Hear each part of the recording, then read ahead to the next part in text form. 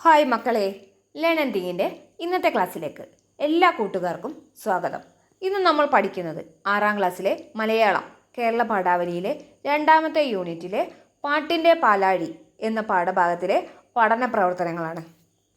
അപ്പോൾ നമുക്ക് നോക്കാം. ഫസ്റ്റത്തെ പ്രവർത്തനം കണ്ടെത്താൻ പറയാം എന്നുള്ളതാണ്.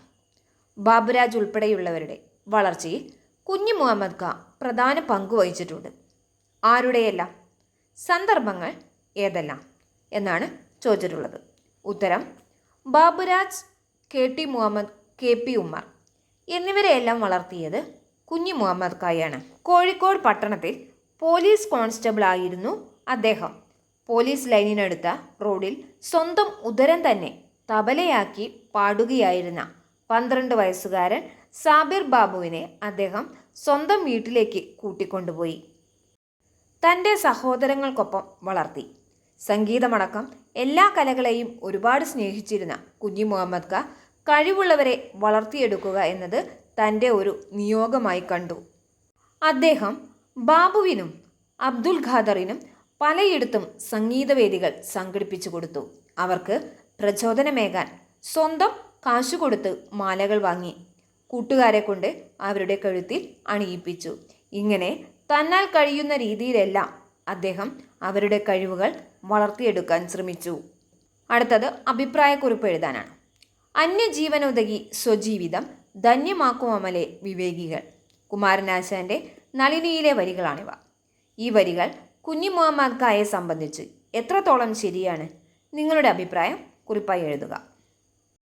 ഉത്തരം: മറ്റുള്ളവർക്ക് കൂടി പ്രയോജനകരമായ രീതിയിൽ പ്രവർത്തിച്ച് സ്വന്തം ജീവിതം ധന്യമാക്കുന്നവരാണ് വിവേകികൾ എന്നാണ് ഈ വരികളിൽ കുമാരനാശാൻ പറയുന്നത്. തെരുവിൽ വയറ്റത്തടിച്ച് പാടുകയായിരുന്ന 12 വയസ്സുകാരൻ സാബിർ ബാബുവിനെ കുഞ്ഞു മുഹമ്മദിൻ്റെ സ്വന്തം വീട്ടിലേക്ക് കൊണ്ടുപോയി തൻ്റെ സഹോദരങ്ങൾക്കൊപ്പം വളർത്തി. ഈ കൊച്ചു പയ്യൻ ബാബു പിന്നീട് ഒരു പ്രശസ്തനായ സംഗീത സംവിധായകനായി മാറി. കൂടാതെ KT മുഹമ്മദ്, കോഴിക്കോട് അബ്ദുൽ ഖാദർ, KP ഉമ്മർ എന്നിവരെയെല്ലാം വളർത്തിയെടുത്തത് കുഞ്ഞു മുഹമ്മദ് ഖായാണ്. സമ്പാദ്യവും ജീവിതവും അദ്ദേഹം കഴിവുള്ളവരെ വളർത്തിയെടുക്കുന്നതിനായി മാറ്റിവെച്ചു. അവർക്ക് ഒരു പുതുജീവിതവും കഴിവ് തെളിയിക്കാനുള്ള വേദികളും അദ്ദേഹം ഒരുക്കിക്കൊടുത്തു. അടുത്ത പ്രവർത്തനം പ്രയോഗ സവിശേഷതയാണ്. സംഗീതത്തിൽ ബാബുരാജിനുള്ള പ്രാവീണ്യം വ്യക്തമാക്കാൻ ചേർത്ത പ്രയോഗം കണ്ടെത്തൂ. സവിശേഷതകൾ ചർച്ച ചെയ്യൂ. ഉത്തരം: ബോധമുണരുമ്പോഴേക്കും സംഗീതത്തിൻ്റെ പ്രതിഭാപരമായ ശക്തി അവനിൽ രൂഢമൂലമായി കഴിഞ്ഞിരുന്നു. സംഗീതത്തിൽ ബാബുരാജിനുള്ള അസാമാന്യ കഴിവും പാണ്ഡിത്യവുമാണ് ഇവ സൂചിപ്പിക്കുന്നത്. അടുത്തത് ജീവിത ചിത്രമാണ്. നിങ്ങളെല്ലാവരും കേട്ടു പരിചയമുള്ള ഒരു പാട്ടാണ്. പ്രാണസഖി ഞാൻ വെറുമൊരു പാമരനാം പാട്ടുകാരൻ, ഗാനലോക വീഥികളിൽ വേണുവൂതുമാട്ടിടയൻ. ബാബുരാജ് ഈണം നൽകിയ ഒരു സിനിമാ ഗാനത്തിലെ വരികളാണിത്. അദ്ദേഹത്തിൻ്റെ ജീവിതവുമായി ഈ വരികളിലെ ആശയം എത്രത്തോളം ബന്ധപ്പെട്ടിരിക്കുന്നു? വിശദമാക്കുക. ഉത്തരം: ദാരിദ്ര്യം നിറഞ്ഞ ഒരു ബാല്യമായിരുന്നു ബാബുരാജിൻ്റേത്. ഔപചാരിക വിദ്യാഭ്യാസം പോലും അദ്ദേഹത്തിന് ലഭിച്ചിരുന്നില്ല. കോഴിക്കോട് പട്ടണത്തിൽ വയറ്റത്തടിച്ച് പാടിയായിരുന്നു 12 വയസ്സ് പ്രായത്തിൽ അദ്ദേഹം അന്നത്തിനുള്ള വക കണ്ടെത്തിയിരുന്നത്.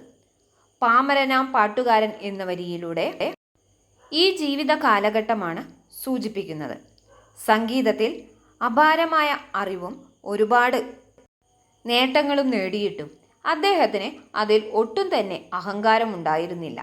ഗാനലോക വീഥികളിൽ വേണുവൂതുമാട്ടിടയൻ എന്ന വരിയിലൂടെ അദ്ദേഹത്തിൻ്റെ ജീവിതത്തിൻ്റെ ലാളിത്യമാണ് പ്രകടമാവുന്നത്. ഇത്രയും പ്രവർത്തനങ്ങൾ എല്ലാവർക്കും മനസ്സിലായിട്ടുണ്ടാവും എന്ന് കരുതുന്നു. നിങ്ങളുടെ വിലയേറിയ അഭിപ്രായങ്ങളും നിർദ്ദേശങ്ങളും എല്ലാം എന്നെ അറിയിക്കുക.